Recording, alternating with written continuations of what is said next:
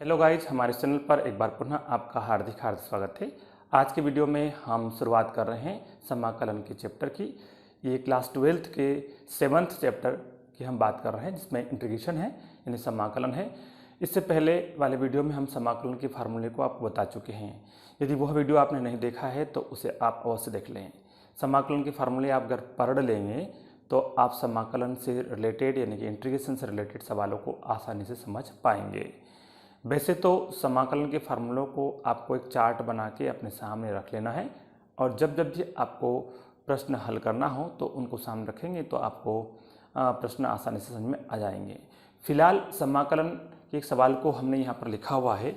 आपको ये भी बता दें कि एक्सरसाइज 7A.1 से पहले एग्जाम्पल नंबर 8 है, और उसमें ये प्रश्न लिखा हुआ है integration of e⁵ log x minus e⁴ log x upon e⁴ log x minus e⁴ log x dx। इसका हमें इंटीग्रेशन करना है। तो इस प्रश्न को हम सोल्व करेंगे। तो इसको हम यहाँ पर ये क्वेश्चन था, यहीं से इसको हल करना चालू कर दिया है। तो इसको हल करने से पहले इसके लिए बेसिक कॉन्सेप्ट, दो बेसिक कॉन्सेप्ट की जरूरत पड़ेगी। वो दो बेसिक कॉन्सेप्ट मैंने यहाँ पर लिख दिए है। m log n होता है log n की पावर m। तो इस तरह की यदि कोई कंडीशन होती है तो उसको हम इस तरह से लिख देंगे। साथ ही e⁴ log x जो होता है वो क्या होता है, x होता है। जो भी यहाँ लिखा हो x ना होकर y हो तो y हो जाएगा। तो वही बेसिक कॉन्सेप्ट यहाँ पर काम करेगी। तो देखिए यहाँ पर e और उसका 5 log x है, तो इसको हम लिख सकते हैं e⁴ log x की पावर 5 इस फार्मूले से। और उसके बाद में ऐसे ही 4 है, इसको हम पहले ले जाएंगे, क्योंकि हम पहले ही बता चुके हैं log m log n को हम log n की पावर m लिख सकते हैं। तो इस फार्मूले का प्रयोग करते हुए हम यहाँ पर इसको लिखते हैं e log x⁴ अपान e⁴ log x³ minus e⁴ x² dx। तो यहाँ पर हमने किस फार्मूले को यूज़ किया है उसको हम उसे रेफरेंस में लिख भी देंगे। तो देखिए यहाँ हम लिख दे रहे हैं, चूँकि m log n जो होता है वह होता है log n⁴m, ऐसा हम यहाँ पर लिख देंगे। इसके पश्चात देखिए हम इस प्रश्न को आगे सॉल्व करते हैं। तो क्या होगा, यहाँ पर हम इसको लिख सकते हैं, मैं इस साइड से सॉल्व कर देता हूँ। तो यहाँ पर इंटीग्रेशन, और इसको हम लिख सकते हैं e⁴ log x जो होता है वो x ही होता है। तो e⁴ log x ना होकर x⁵ है, तो यहाँ पर हमसे लिखेंगे x⁵ माइनस x⁴ अपान x⁵ माइनस x⁴ dx। ऐसा क्यों लिख दिया है?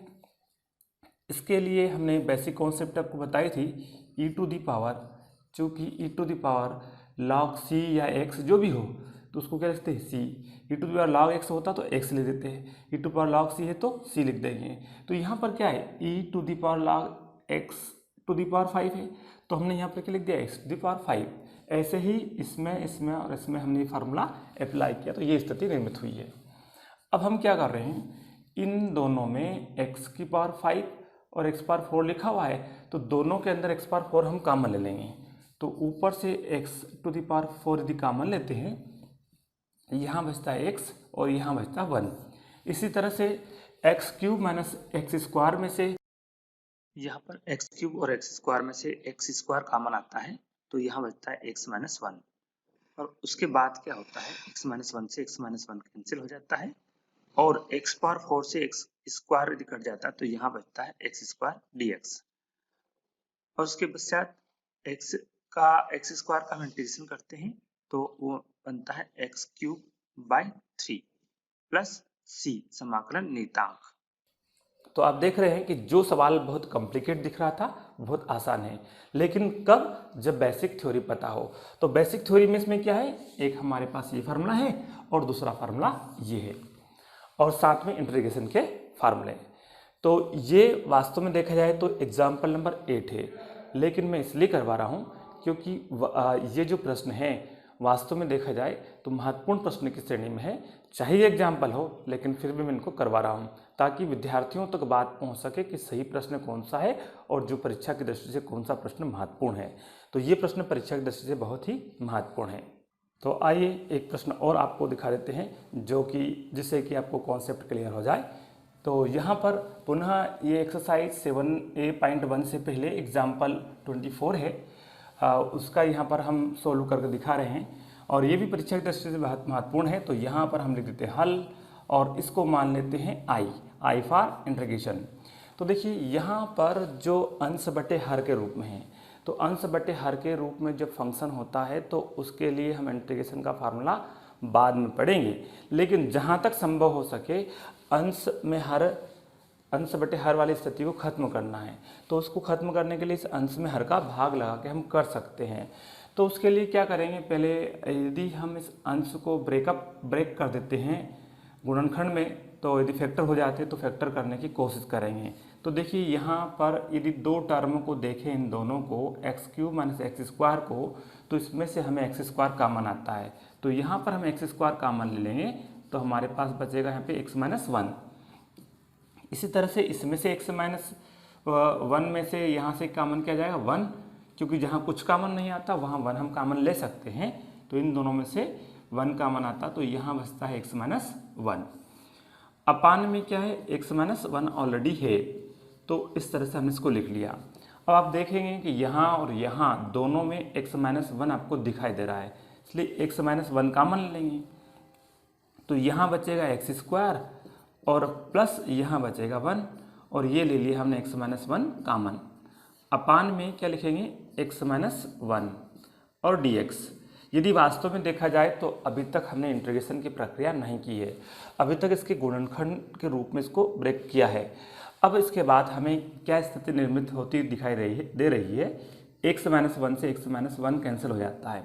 तो हमारे पास बचता है क्या है, x² + 1 का हमें क्या करना है, इंटीग्रेशन। तो यहाँ पर हम आगे लिख दे रहे हैं x² + 1 का इंटीग्रेशन। अब आप चाहें तो इसको अलग अलग भी कर सकते हैं, x² का इंटीग्रेशन प्लस 1 का इंटीग्रेशन। तो देखिए x² का इंटीग्रेशन होगा x³/3। आप x⁴n वाले फार्मूले को पहले पढ़ चुके हैं कि x⁴n का जो इंटीग्रेशन होता है उससे हमने इसको किया है। तो यहाँ पे x³/3 और 1 का इंटीग्रेशन होता है x, और यहाँ पर समाकलन नियतांक जो है उसे हम लिख देते हैं c। तो इस तरह से आप देख रहे हैं कि जो सवाल आपको कॉम्प्लिकेट दिखाई दे रहा था वो सवाल बहुत आसानी से सॉल्व हो गया है। वास्तव में परीक्षा में वही प्रश्न पूछे जाते हैं जो विद्यार्थी को देखने में बड़े कठिन लगते हैं, लेकिन जैसे ही बेसिक कॉन्सेप्ट क्लियर हो जाती है तो वो सवाल उसे बहुत आसान लगता है। तो बस वही सवाल महत्वपूर्ण होता है, और इस तरह के प्रश्नों को आपको और एग्जाम्पल को देखना चाहिए और हल करना चाहिए। यहाँ पर हमने आपको 2 एग्जाम्पल करके दिखाए हैं। अगले वीडियो में और एग्जाम्पल और प्रश्नवाली के सवाल आपको करके दिखाएंगे। हमारा ये वीडियो आपको कैसा लगा कमेंट्स करके बताएं, और हमारे इस वीडियो को देखने के लिए आपका बहुत बहुत धन्यवाद। जय हिंद, जय भारत।